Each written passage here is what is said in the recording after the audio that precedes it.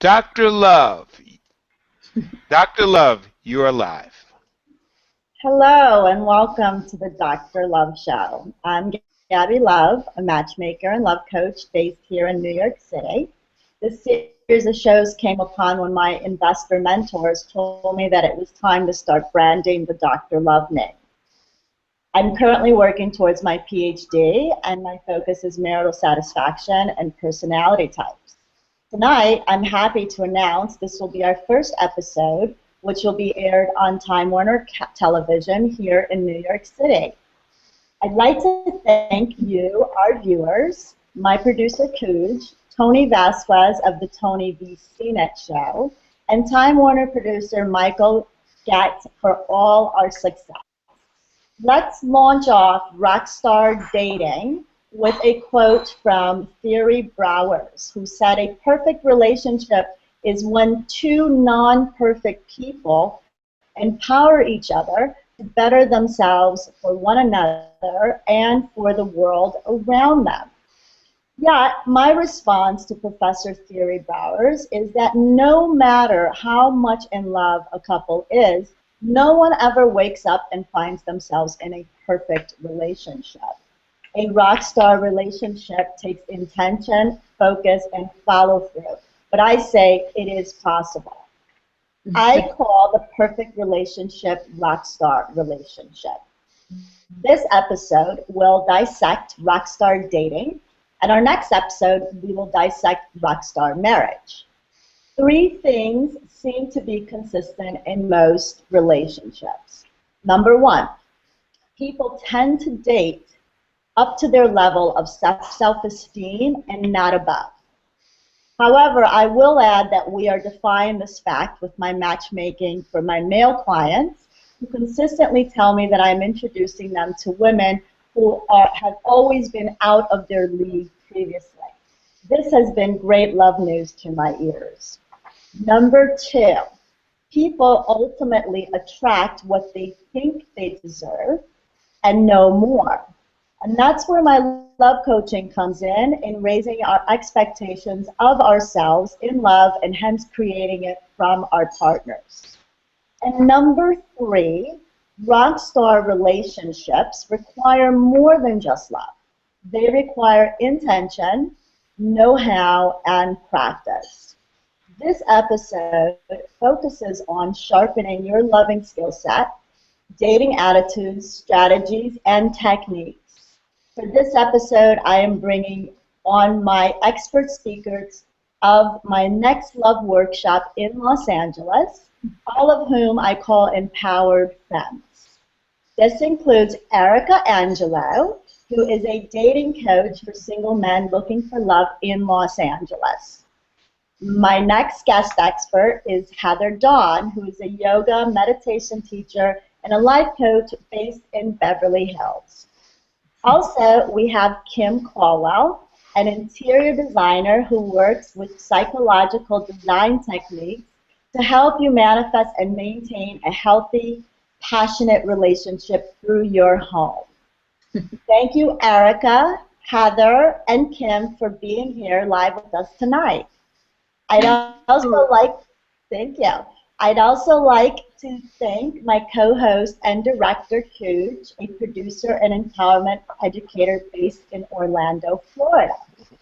So, Erica, let me ask you, what are your three most important attitudes, strategies, or techniques for rockstar dating? So the first one is huge, and it's everything, and it's this. It's understand your value for yourself first. I think a lot of times when I'm working with single men, it's always like, there's so much value and emphasis on the woman. Like, oh, she's this and she's this. And then when I turn the tables and I say, well, what about you? What do you bring to the table? Yeah. Ooh, well, I don't know what I bring to the table. Well, that's a huge problem, and that's going to create a lot of disaster for you in the future. And I think it's a prominent problem, not just for men only, but for women as well. We're a society where we don't understand our value. We're very quick to tell you what's wrong with us, where we need to grow, where we need to self-improve. But if I come up to someone and I say, hey, what makes you valuable? It makes them uncomfortable. But really, when I ask a person, what is your value? What makes you valuable? You should be able to just say right away, this is what makes me valuable. The other things are these. Be flexible in your dating, or you're going to be left behind. And the other is anything motivated by love, that of fear, it's going to sabotage all of your efforts. Totally agree with that. Really great. I would say I agree with you, Erica, especially about the fear part. I can't tell you how many times I got out on a date, and it's the first or second or third date, and you hear, and then my ex did this to me, and then this happened, and then they spent all this money, and I'm really nervous now, and I just want to, and I'm like, check, thank you. I mean, as soon as I start hearing like bucket of fears coming up, especially within those first few dates, I'm like, wow, this person is looking for someone to fill in a gaping hole that was left by their ex, and I don't want to fill in your hole, right? Not in that way anyway, right? I don't want to fill that hole in.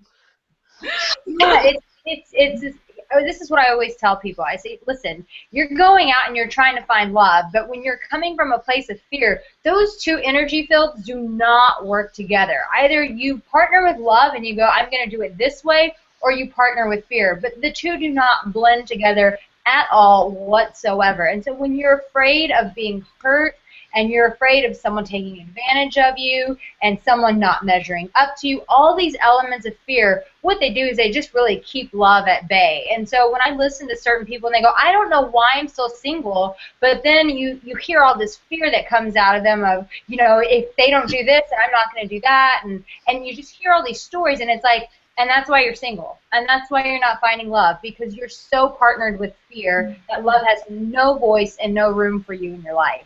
I have been on those tit-for-tat relationships. If you do this, I'll do this. Well, I think that's like how kids talk, right? Right. I mean, the tit-for-tat stuff is just not great, and it's not successful, and I don't want to hear, you know, grown men talking about, well, because I'm nervous, if you do this, then I'll do this. If you do this, I'll do this. It's like, is this a business transaction, or are we looking to date? Well, and let me say this. How sexy is it for a person who shows up on a date and they really love themselves and they really value themselves? I mean, think about showing up on a date with someone and they're like, you know what, I'm really comfortable in my skin. This is what I'm really good at. You know, I'm really great at this, and I really value this about myself. And one thing that I've worked really hard on is this, and now I have this as a result. When someone comes from that place of like confidence and they love themselves and they value themselves, there's so much more sex appeal that oozes from a person like that than a person who's just like, I'm afraid of everything and anything. It's just like, it's a big turnoff. It's a red flag. Yeah. Totally agree. Heather, let's ask you. Yeah. How can a person create a rock star sex life while dating, you know, or being in a relationship?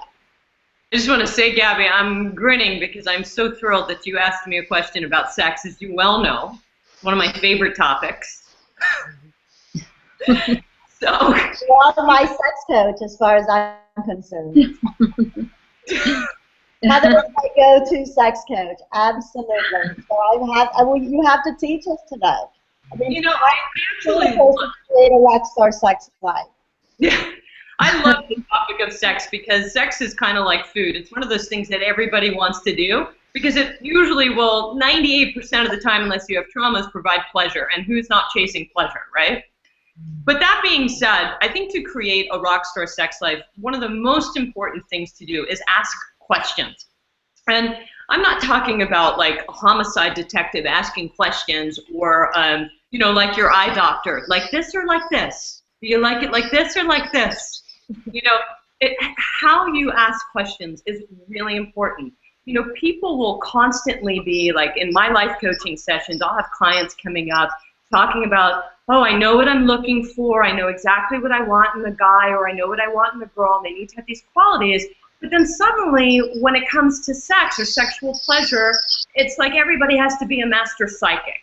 Everybody stops talking, nobody's asking questions, and we all need to predict And I can't tell you how many times, well, you know, I'm on this first date and he just grabbed my boob. I couldn't believe it. He grabbed my boob. And I was like, well, did you say anything? No, he should know. And I was like, oh, so he needs to be a psychic now. That's interesting. So you can add that to your list. So ask questions and integrate those questions into your foreplay and your flirtatiousness and your fun. Like, be sexy with your questions. Don't grill someone. Don't be an inquisitor. And stop playing these like psychic guessing games. Communicate. Really important. Yes, I always preach that. Do not expect your partner to be a mind reader. It's so not sexy. It just turns up everyone. And it's amazing to me how many people really do expect their partner to just be a mind reader. Yes. I go through the same thing. Well, did you ask him or did you ask her? So I agree. Very much so. The second thing that I'm going to say is really, really important is know your body, know your mind. Now, yes, of course, when I say know your body, I am talking about masturbation. There's another thing nobody likes to talk about or admit, and yet we all do it, and it's fine. You don't have to make an announcement about it. It doesn't have to go on Instagram. I'm not looking for a Facebook post. But if you know how to pleasure yourself, you'll be able to then communicate how you like to be touched, whether you're looking to get off or just looking to be touched and feel good. And also, if you know how you like to be touched, odds are somebody else is going to want to be touched in a very similar way. So the more you know your body, at least from that angle, you know, you'll also be able to know somebody else's body. And it's not just masturbation I'm talking about. Things like massage, you know, some people like rough massages, some people want to barely be touched.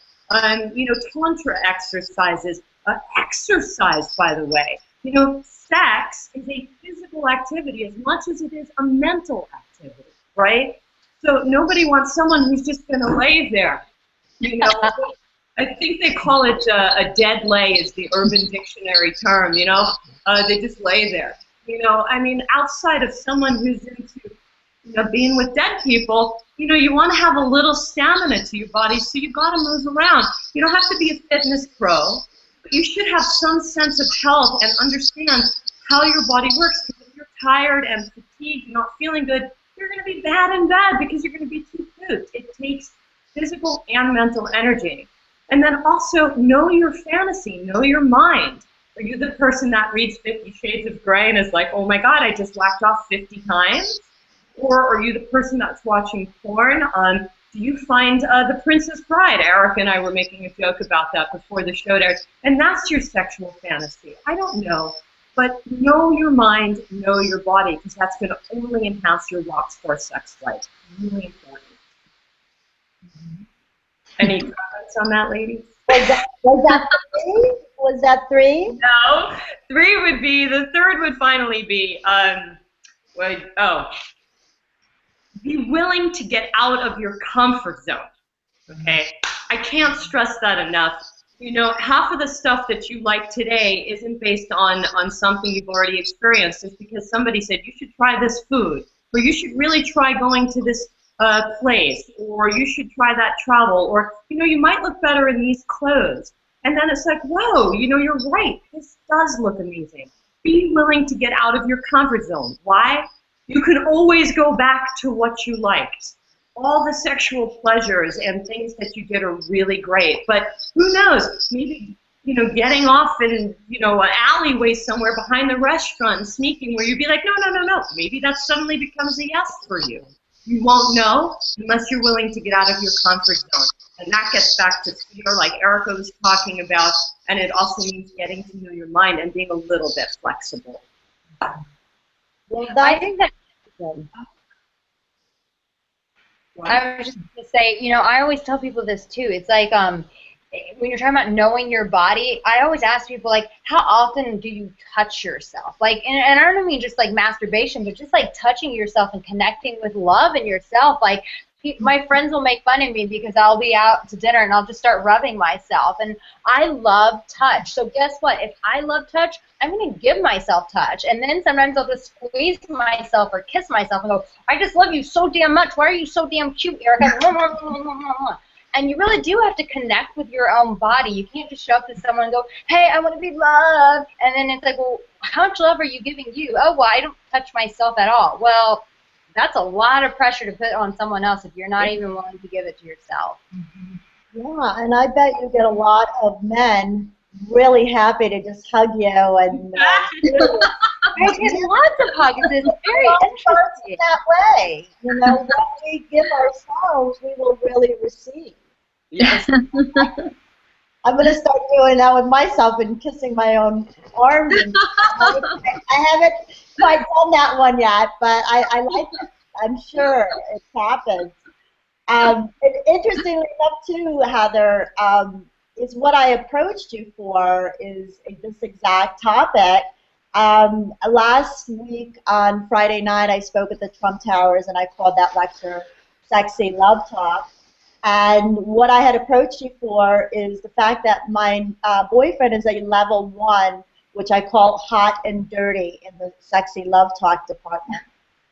And my verbal cues in the Sexy Love Talk department are what I call level 2, which I call hot and sexy.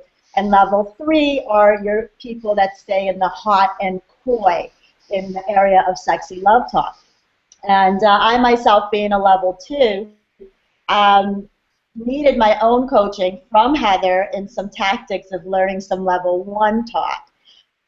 So those of you that attended the workshop last week at the Trump Towers, I did break it down to level 1, 2, and 3. So I think it's important, part of the communication, to figure out what level you are and figure out what level your partner is and cater to that, because most of us want to keep our partners happy in the sex department. And if it takes a little bit of coaching to getting yourself more comfortable, or like Heather said, in the area 3 of trying something different or unfamiliar, then it's important to do so. I also believe as a rock star partner, it benefits us to figure out the level of our partner and cater to it. And after all, what are great partners for? So let's check further with Kim now. Kim, I know you had clients who have taken from painful transitional times in their lives to helping them manifest lifelong relationships. How do you use your interior design practice to help your clients manifest a relationship? I think you're probably all wondering, what is an interior designer doing in this crew? And it seems like a far-fetched idea, but I use the environment to trigger all the things that all of you are talking about. Every human being has had a pattern in their relationship. Some human beings pick the wrong people. Some it's an issue where they keep themselves in a protective state, and they have an issue with really allowing themselves to be intimate with another person. Not just sexually, but romantically, or even allowing someone to come in. Some clients who want a relationship and who have been single for years, I actually find are some of the most protected and guarded in terms of really allowing someone to feeling safe to allow someone to come in. So with me, I can read usually where someone is in terms of their relationship with their self just by being in their house. I'm trained in a technique called design psychology, and essentially it's looking at the space and how our internal life has manifested physically in our home, in the way that we've been naturally inclined to set things up, in the way that we are surrounding ourselves with different messages.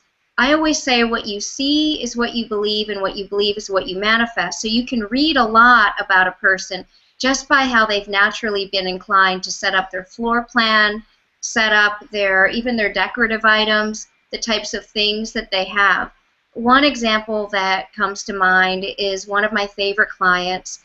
She, when I met her, had just been widowed. She had actually lost her husband. I shouldn't say just. It had been a couple of years prior to when we started working together. but she had just lost her son as well. So she, as you can imagine, had gone through a significant amount of trauma. And what I found in her house was her entire house, from the paperwork through the bereavement process to the 2 rooms in her 3,000 square foot home that she still didn't go into because they were her husband's rooms, to a lot of other messages, were holding her in a state of pain instead of breaking through and being really ready to allow someone to come in. And I've also seen that with even 20-something clients. One comes to mind, a young 20-something who was very ambitious. She had lost her mother, and she had decided that she wasn't ever going to be worthy of love. And surrounding her in her apartment were all of these triggers that were keeping that message to be continued. So part of it is using the environment, just like both Erica and Heather were saying, you have to love yourself. You have to be in an empowered state, whether it be touching yourself, reminding yourself that you're worthy, and giving yourself a state of feeling connected, not just to a deeper part of yourself, that's a major part of it, but even a part of you needs to connect with the outside world. And everybody has a different desire, a different place in their that they are presently in a relationship, and different patterns that either keep us from experiencing the best in our present relationship or get us to manifest the right relationship. But the space is an interesting cog in the wheel of that process. You know, Kim, I really agree with you on this, and I'm totally fascinated by what you do because two thoughts popped up into my head. One, I always love when a guy, or I bring a date home back to my house, a date comes back to my house, or someone I've dated, and they're like, oh, and I don't have a very cluttered place because clutter drives me bonkers, but it'll be like, oh, it's a little messy in here, and I'm thinking, ooh, they're already analyzing me by my space, right? They're walking around my space going, this is messy. I love it. Messy girl, and I'm thinking to myself, am I a messy girl? Like, but I literally was on a date this weekend where somebody had come back and was just like, I said, is my place cluttered? I started to investigate when they made a comment about my space. And, you know, the truth is that I could use a housekeeper because I do work 7 days a week. And, you know, I'm not trying to be messy. I just don't have time. But the men who are coming into my place are going, Right. damn, this girl's messy. You know? Well, I doubt that you're messy, and it sounds like clearly you're not cluttered. But it is interesting when we're dating, we're looking to get an inkling of who this person is. And it is always dynamic to me how much you can see about a person, from the most obvious to what they're reading to what their taste is. But there are a lot of things. You know, some people have a normal tendency to block others, to set up their place in a very aloof manner. That is not in any way conducive to feeling connected. And feeling connected triggers intimacy and empowerment. The other thing, too, that sorry, Gabby, you want to go? Please. I was going to say, Kim, you'll love my latest story with my boyfriend.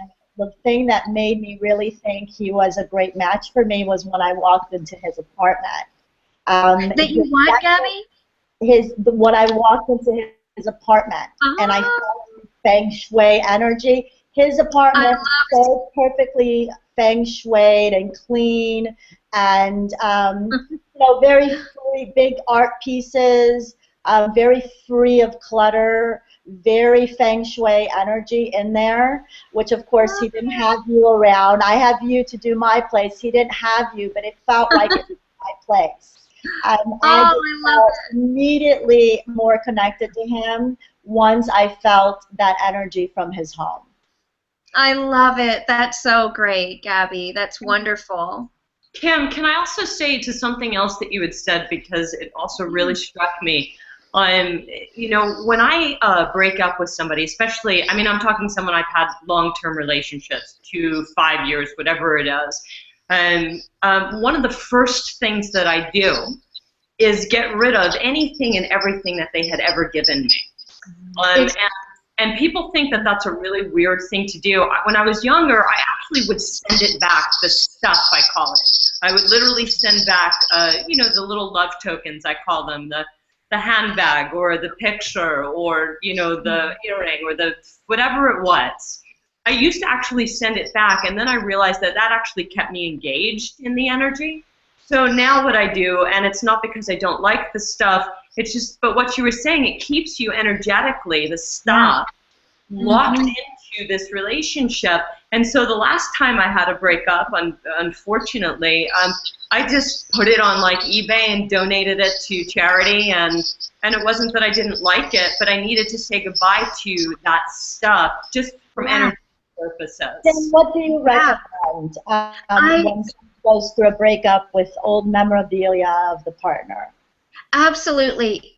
First of all, let's just say, just like no person is the same, no situation is the same, and no house is the same, it is on a case-by-case basis. But typically, Heather, I love what you're saying, because essentially if you go through a painful breakup, or if you go through even a painful time with a friend, sometimes you can trigger depression just by having items around from a period of your life where you were heavily depressed. Correct. So same thing with a relationship.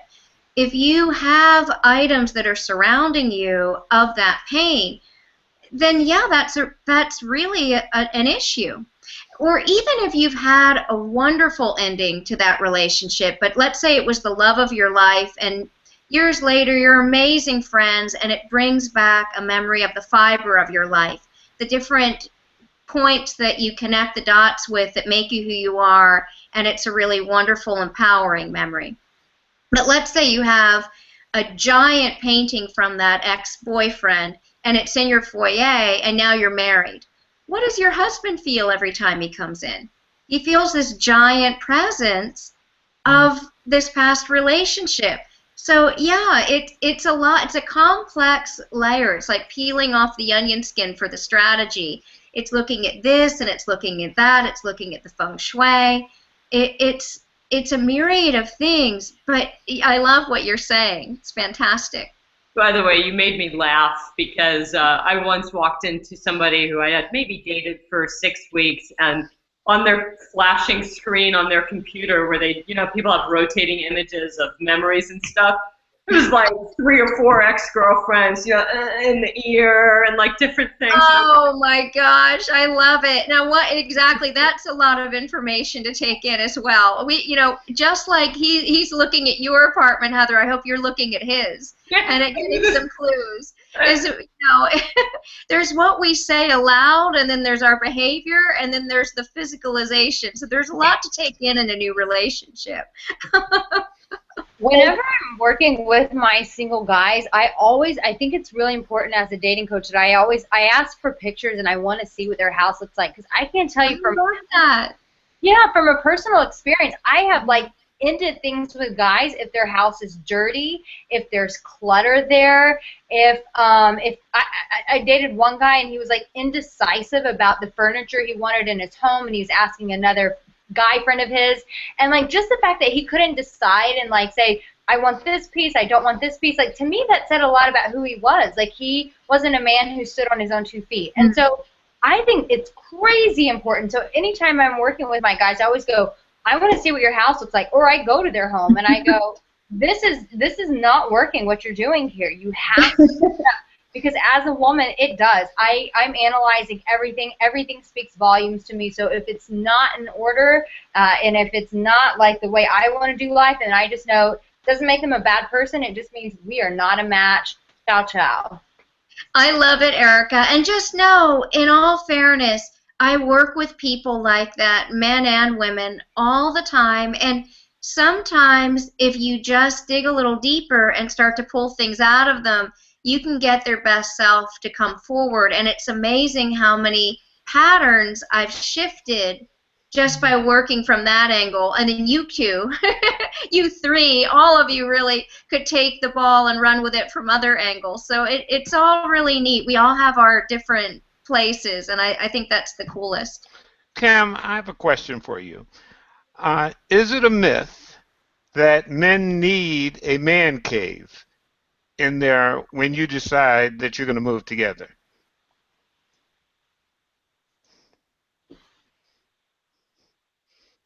Did she get the question? Kim, I did don't you know. get the question? Her computer's frozen. It's frozen. Frozen a second. Kim, the question was, is it true that men need a man cave in their home? It looks like her screen's frozen. Yeah, the screen is frozen. Okay. Well, Bummer. Okay, well, so Coach, let me ask you, what are your 3 most important attitude strategies or techniques of rockstar dating? well, and I must preface this by saying, of course, that situations, character, personalities, and Heather reminded me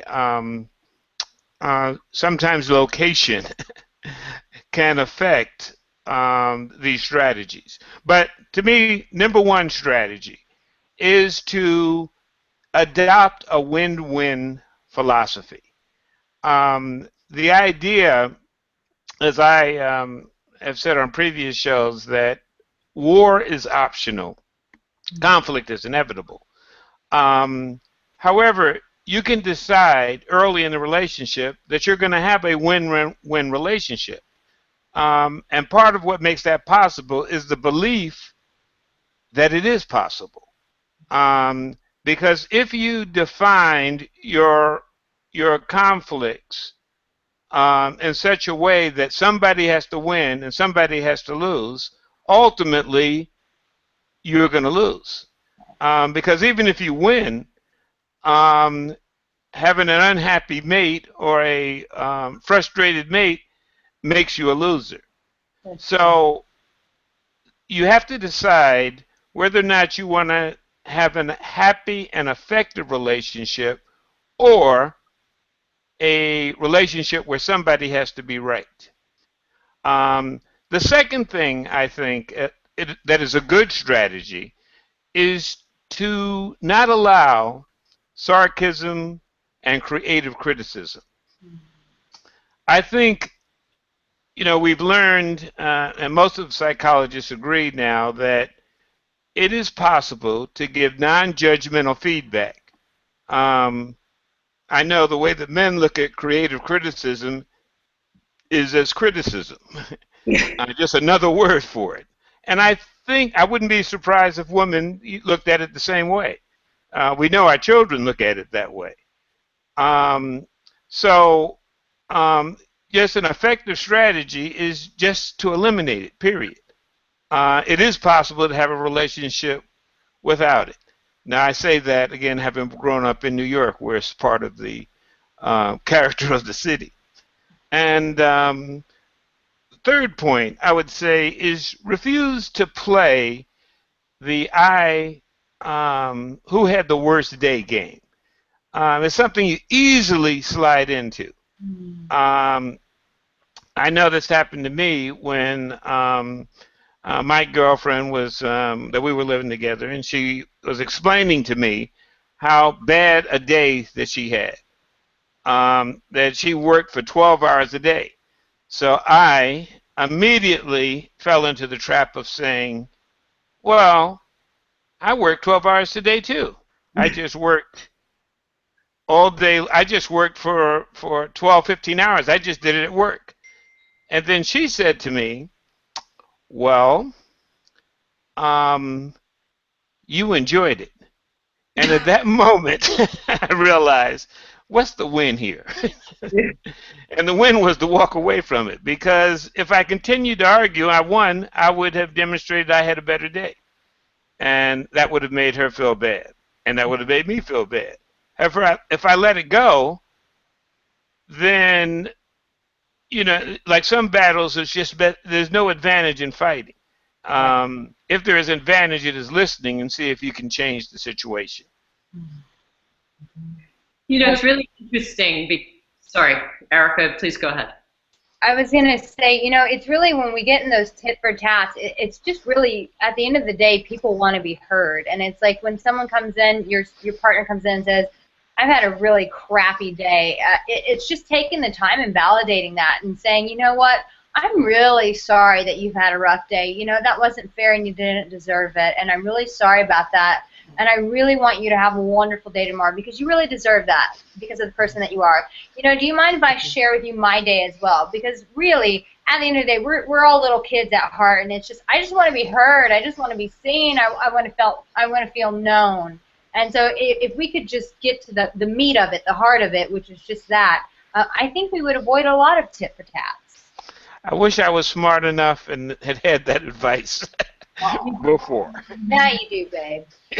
Also, I think huge, you know, somebody once said to me a very long time ago, Heather, do you want to be right or do you want to be loved? And I remember when I was a young kid that I'd be like, and the finger would come out, you know, and I would get, and then and this is me in my 20s, and, you know, he's just like, no, it's a very simple question. Do you want to be right or do you want to be loved? Because if you're looking to be right, you're never going to have a successful relationship. If you're looking to be loved, you will. And that gets down to knowing yourself. And the other thing that I wanted to comment on that you talked about that was so smart with the criticism thing, I think, you know, as soon as you start getting into criticism, man to woman, woman to man, partner to partner, whatever is going on, everybody gets put into mommy and kid mode. Mommy and kid mode immediately. As soon as you start, Tommy, what did I tell you about putting on the shoes before you got into the, I mean, everybody just gets reduced to being an infant immediately when you get it. And you're right, even the constructive criticisms. I was sitting at a restaurant once with another couple, and I'm watching this guy say to my girlfriend, oh, stop twirling your hair. Stop twirling your hair. You know I don't like it when you twirl your hair. And my friend was reduced to like this infant, and I'm watching her do this, you know, and I'm going, I'm going to throw up. Like, Yeah, thank you. Well, what's going on here? I was like, does anyone want their baba? Anyone? Not sexy. Not sexy. Kids, did you have any other strategies or attitudes or techniques for rockstar dating? Now, those are my three, but now I get to turn the table. Dr. Love, what are your three technique strategies that you use or that you recommend that help a person to turn their relationship into a rockstar relationship? Well, I did actually create the Rockstar program recently in the last few months. It's why I wanted to have this episode. So I have put a lot of thought into this, and it's what I help my clients daily to achieve, and as well as myself, because I'm constantly always having to master my own love life. And it's been a 20-year process, and I feel like I finally have gotten some headway in that after a lot of time and focus on it, and it hasn't been easy. I don't think any feat in life that's amazing comes with ease. It comes with focus and intention, mistakes, getting back up, following through again, trying again, and not beating yourself down, and getting back up. You know, it's an eternal process. So to try to narrow it down for this episode's purposes into three, what I wrote as number one, most important as a rockstar dater, is to keep the attraction high at all times. I have programs like the Sexy, Fun, Loving, Joy program that teach you this specifically, because it's a big one for me. If you keep your partner attracted to you, you have a lifelong partner. Kim, who unfortunately is gone, who really is a rock star dater, she has been dating a rock star for 12 years now, and so I'm sure that she gets this one very well. It is absolutely important to keep our partners attracted to us more so than anybody else. In 2015, everyone that's walking around us looks great. You know, we can all afford good hairdressers these days. Possible yoga. People are eating better than ever. We shop at Whole Foods and Trader Joe's. There's a lot of competition out there. So attraction is absolutely number one for me.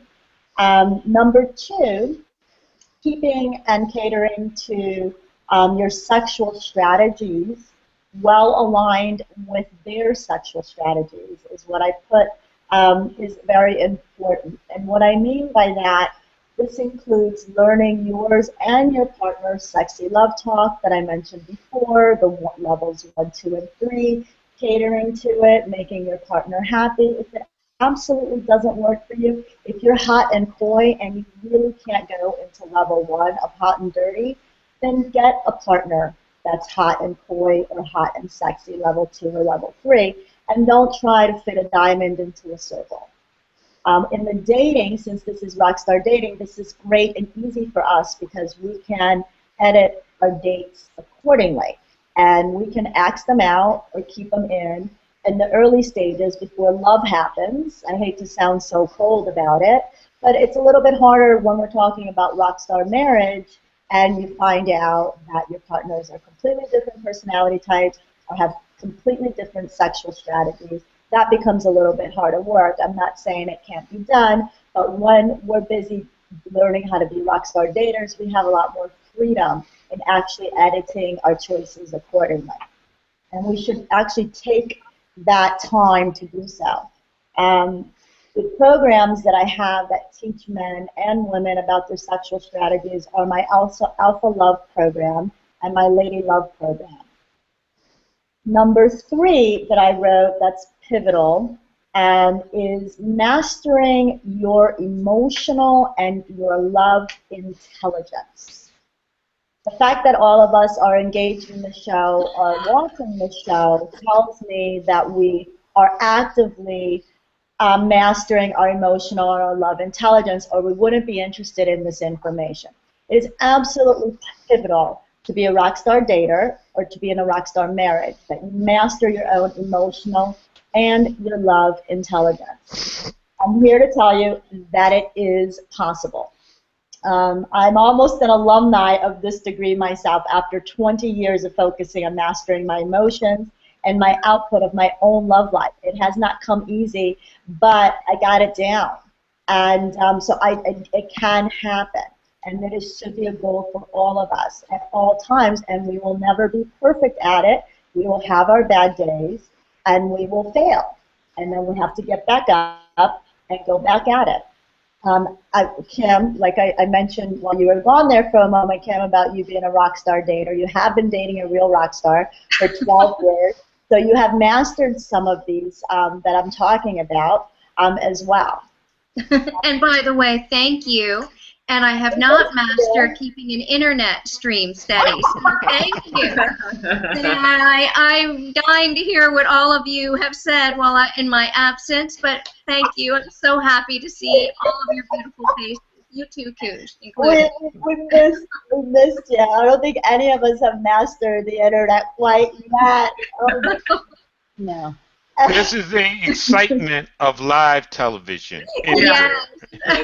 Even the major networks haven't mastered it yet. Oh my gosh. But Kim, the question I was asking, because I know the audience can't wait to hear the answer when you were disconnected, was what is your position on the man's position that he needs a man cave, whether he moves into your place or you move into his? Oh my goodness, Cooch.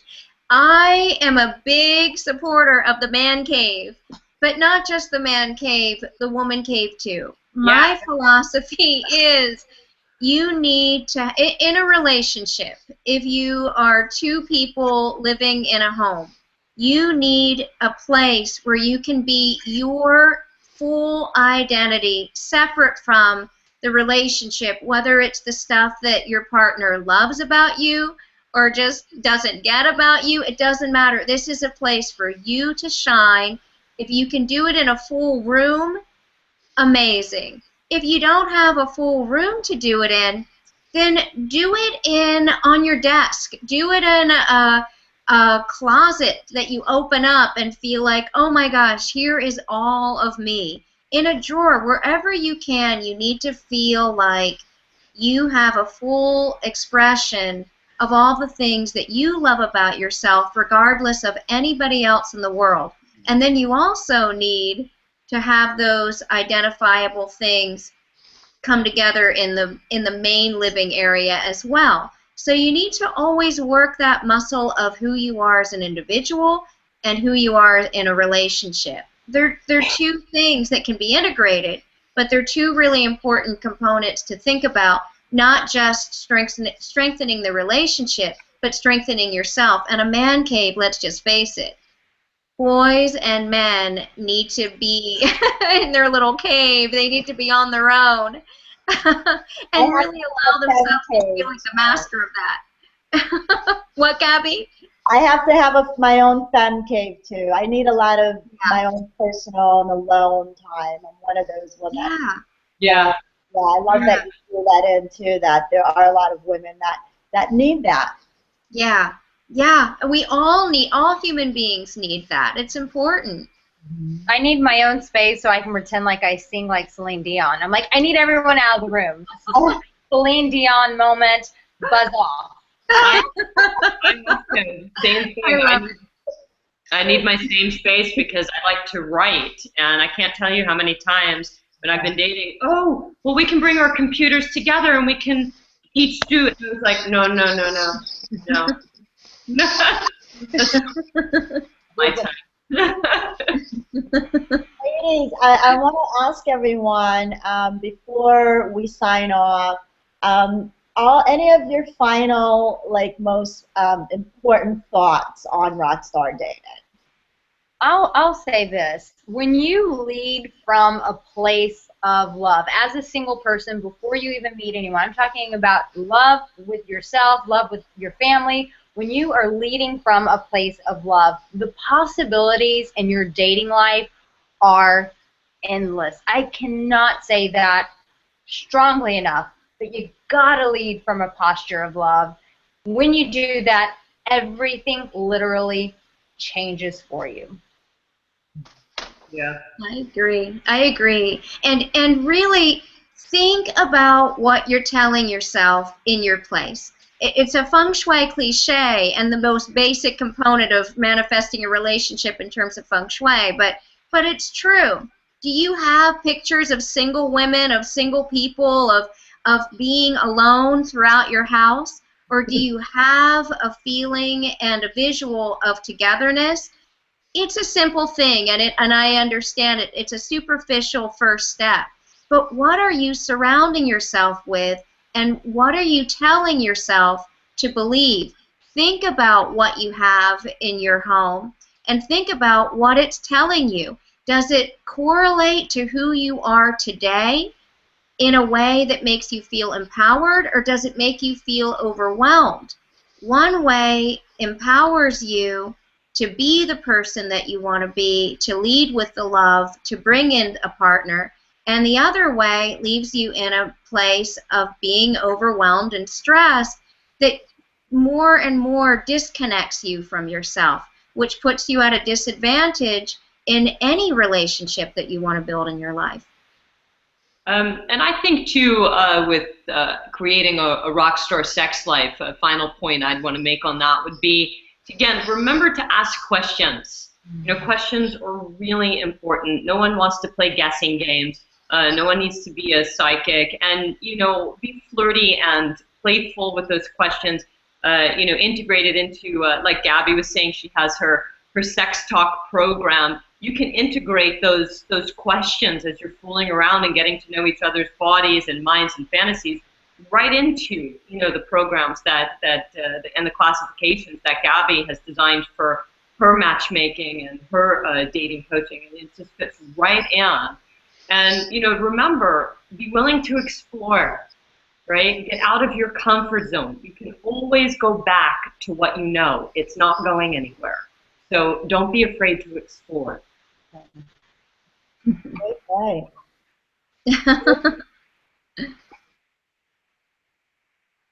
Kij, are you with us? Yes, my screen just froze for a second. We have a few more minutes. I have a question that all this sex talk has brought to my attention. Um, and I get a chance to ask girls or ladies.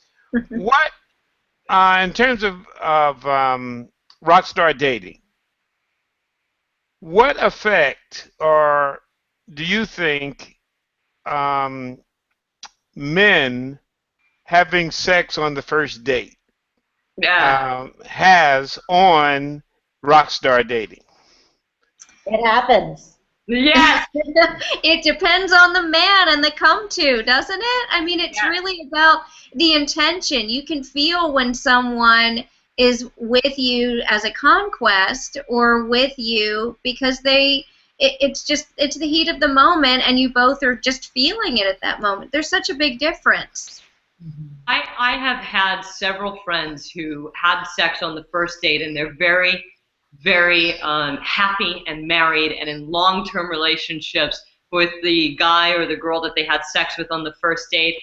And I've definitely been the flip of that too, where you've had long-term relationships where it's just like, all right, this is totally just sex, and both people tend to know it.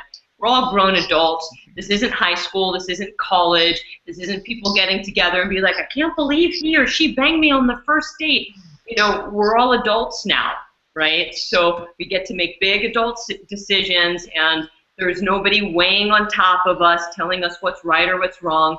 But I think, people tend to intuitively know what's going to happen in that moment. Like there's just a sense of, this is a one-off, or man, oh my God, this is the love of my life. I can't keep my hands off of her or him.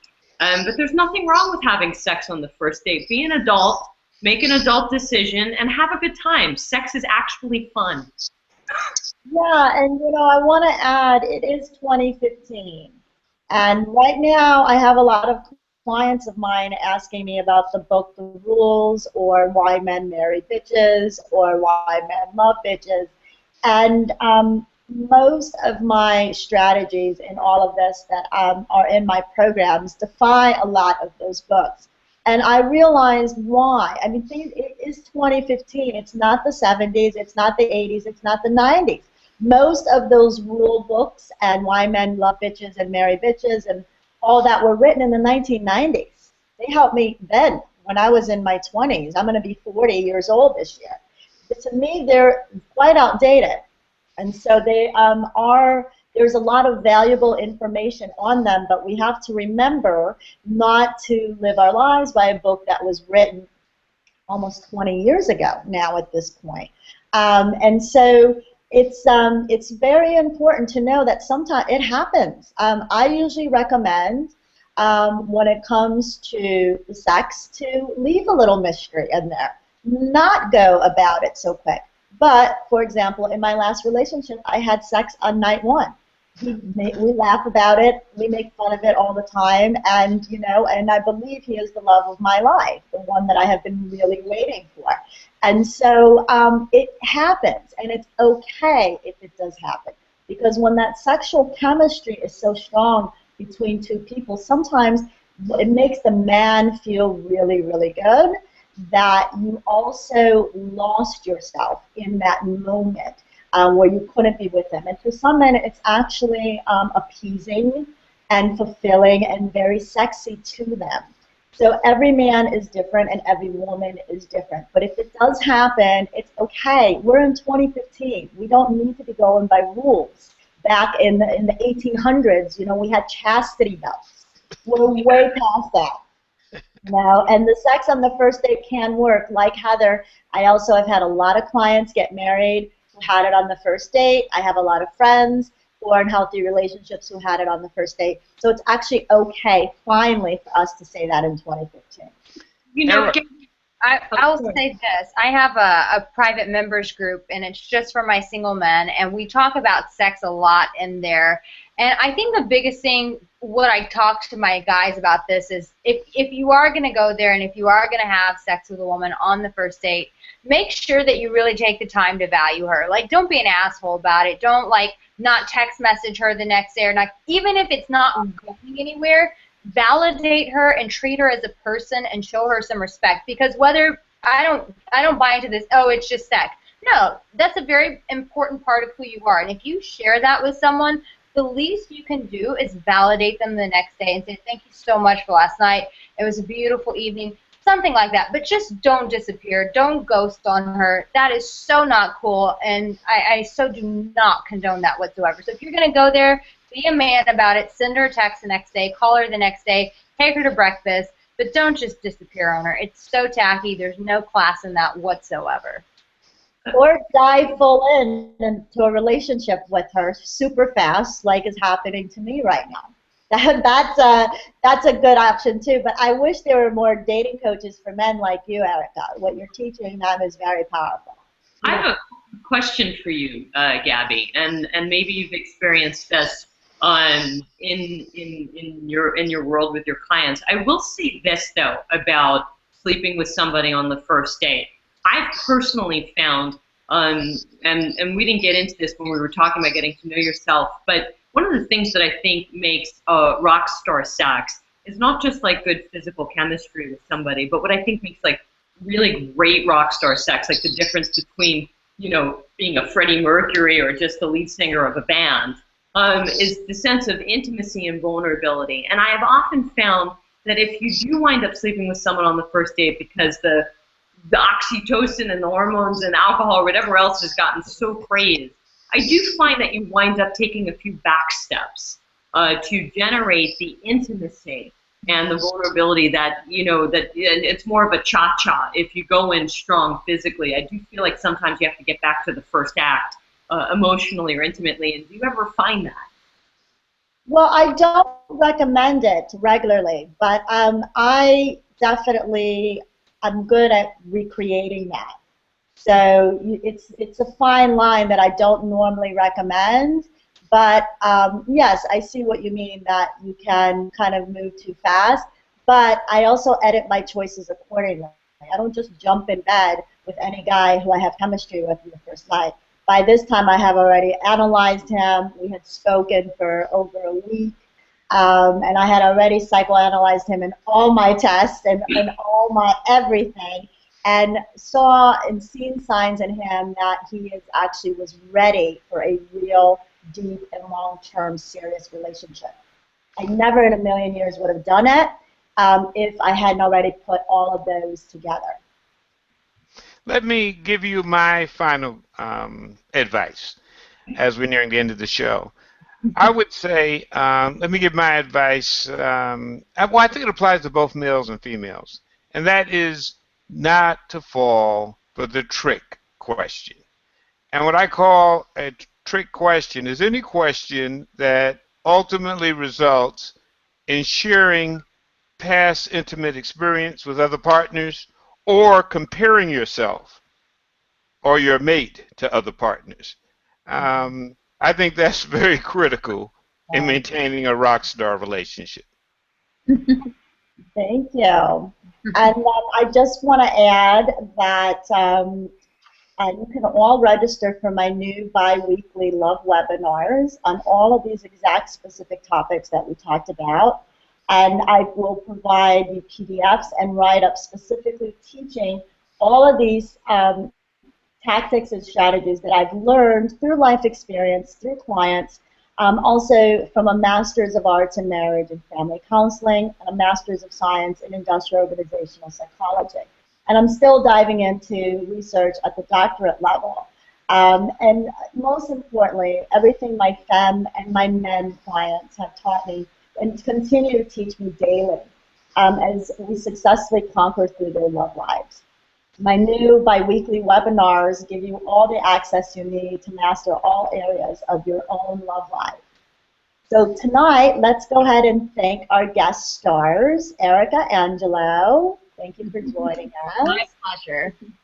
Heather Dawn, always lovely to see you. Always happy to be here.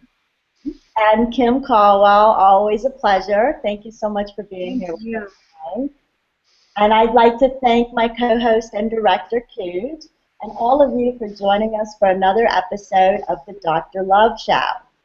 All previous episodes are available at gabbylove.com. And let's look forward to our next episode, Rockstar Marriage, with real rock star Peter Kelly and Rabbi Stephen Bars. Until then, in love always, Gabby.